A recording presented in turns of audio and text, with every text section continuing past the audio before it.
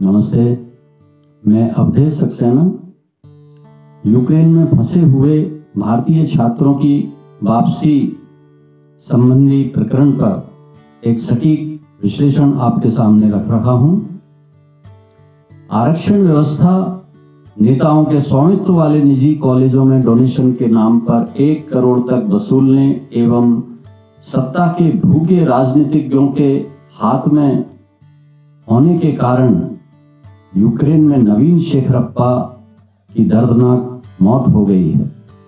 20,000 छात्र मौत के साए में भगवान भरोसे अनियमित धड़कन के साथ धीमी और तेज होती सांसें ले रहे हैं। इनके परिवारजन और सच्चे देशभक्त देशवासियों की चिंता और बेचैनी को कोई समझने वाला नहीं है। नेताओं के भक्त इन छात्रों को ही दोषी बताने में असंवेदनशीलता की पराकाष्ठा कर रहे हैं। आरक्षण व्यवस्था के कारण देश के सरकारी कॉलेजों में सीटों की कमी के कारण 90% से ऊपर अंक लाने वाले छात्रों का डॉक्टर बनने का सपना पूरा नहीं हो पाता। एडमिशन ना मिलने वाले छात्रों में आरक्षित वर्ग की जातियों के छात्र भी होते हैं। देश के ज्यादातर कॉलेज सांसदों, विधायकों या मंत्रियों के या इनके निकट संबंधियों के होने से इन कॉलेजों में 1 करोड़ रुपए तक डोनेशन देने वालों को ही एडमिशन मिल पाते हैं। चीन, रूस, यूक्रेन एवं अन्य देशों में 25 लाख रुपए तक के टोटल खर्चे में MBBS की डिग्री हो जाती है। अच्छे साधन और अच्छी फैकल्टी की उपलब्धता भी इन विदेशी कॉलेजों में होती है, जबकि हमारे देश के कॉलेजों में तो फैकल्टी की ही अत्यधिक कमी है। नेताओं के कॉलेजों में 1 करोड़ डोनेशन देकर डॉक्टर बने छात्र करोड़ों की कमाई के लिए जांच, उपचार, दवा, ऑपरेशन, ICU, वेंटिलेटर का सहारा लेकर अपने ही देशवासियों की जीवन भर की कमाई पर डाका डालते हैं। भारत के तथाकथित मित्र देश द्वारा किए गए हमलों से भारतीय नागरिक नवीन शेखर मारा गया तो पूंजीपतियों और सत्ता के भूखे नेताओं की गोदी में बैठे मीडिया और राजनीतिक लाभ के लिए सोशल मीडिया का दुरुपयोग करने वाले IT सेलों के भ्रामक संदेशों से आहत मृत छात्र नवीन के पिता को यह कहना पड़ रहा है कि आरक्षण के कारण 97% अंक लाने पर भी उनके बेटे का एडमिशन नहीं हो पाया था और 1 करोड़ का डोनेशन इन नेताओं के कॉलेज में मांगा जा रहा था। तब वो क्या करते? उन्हें प्रधानमंत्री और सरकार से अपने बेटे की डेड बॉडी मंगवाने की मांग करनी पड़ रही है। मजबूरी ही अपनी जमीन से दूर ले जाती है। अगर देश में ही इन 20,000 छात्रों को MBBS करने की सुविधा मिली होती तो ये छात्र अपने माता पिता, अपना घर, अपना देश छोड़कर विदेश क्यों जाते?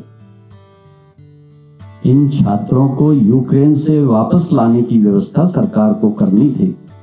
सरकारी एयर इंडिया को निजी कंपनी को बेचने के बाद जो हवाई जहाज भेजे गए उनमें 18,000 रुपए लगने वाला किराया जब 1 लाख रुपए लिया गया तो वही छात्र वापस आ सके जो 1 लाख रुपए दे सकते थे। सरकार के मंत्रियों को इनका स्वागत करते हुए मीडिया पर दिखाया गया जैसे सरकारी खर्चे पर इन्हें लाया गया हो। छात्रों से कहा जा रहा है कि सैकड़ों हजारों किलोमीटर चलकर अन्य देशों के बॉर्डर पर पहुंच जाएं, वहां से उन्हें लाने की व्यवस्था की गई है। बम और मिसाइलों के हमलों के बीच से ये छात्र 1000 किलोमीटर की यात्रा करके अपनी खुद की व्यवस्था से बॉर्डर पर पहुंच जाएं, इस तरह की एडवाइजरी दी जा रही है।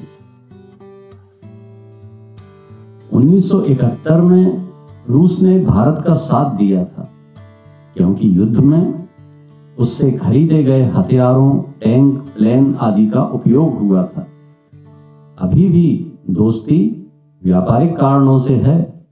वो हमें हथियार फ्री में नहीं देता, हम उसके ग्राहक हैं। अच्छे ग्राहक से व्यापारी अच्छे संबंध रखना चाहता है, बस यही दोस्ती है। आत्मनिर्भरता की बात करने वाले भारत को इस व्यापारिक रिश्ते को दोस्ती नहीं समझना चाहिए। दुनिया के अधिकांश देश कमजोर देश यूक्रेन के साथ खड़े हैं।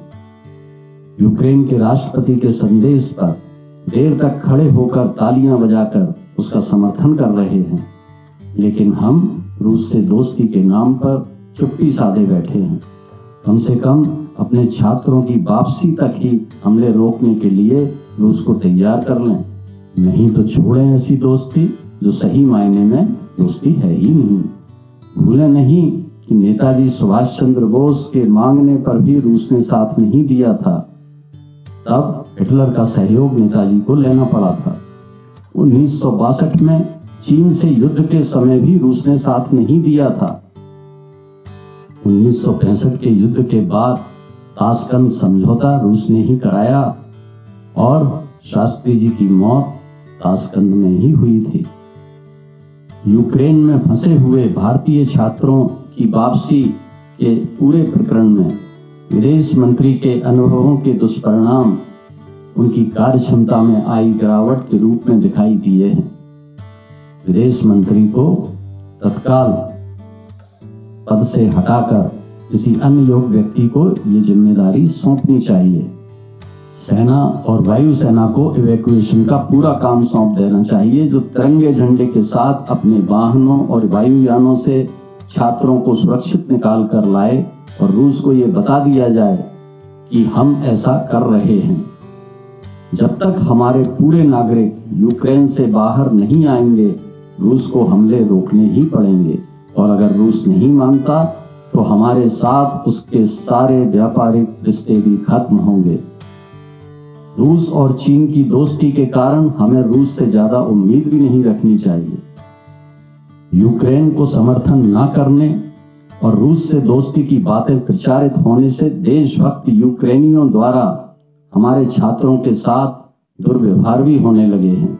देशभक्ति की बड़ी बड़ी बातें करने वाले नेताओं को चाहिए कि पूंजीपतियों की कंपनियों से आयातित अधिकारियों की सलाह के स्थान पर अपने ही देशभक्त संगठनों के शीर्ष बुद्धिजीवी पदाधिकारियों की सलाह पर निर्णय लेना प्रारंभ करें। देशभक्त संगठनों से भी आग्रह है कि राजनीतिक लाभ हानि की सोच से ऊपर उठकर देश और देशवासियों के समग्र हित में सोचें और सत्ता में बैठे अपने प्रतिनिधियों को सही मार्गदर्शन देने में संकोच न करें। कुवैत, लीबिया आदि देशों से पूर्व में भी जिस तरह लाखों भारतीय नागरिकों को पूर्व सरकारों द्वारा सुरक्षित वापस लाया गया था, इसी तरह अब भी लाया जा सकता है। हम आशान्वित हैं और अपेक्षा करते हैं कि शीघ्र ही यूक्रेन में फंसे हुए भारतीय छात्रों को एवं नागरिकों को सुरक्षित भारत वापस ले आया जाएगा। जय हिंद, जय भारत, वंदे मातरम। धन्यवाद।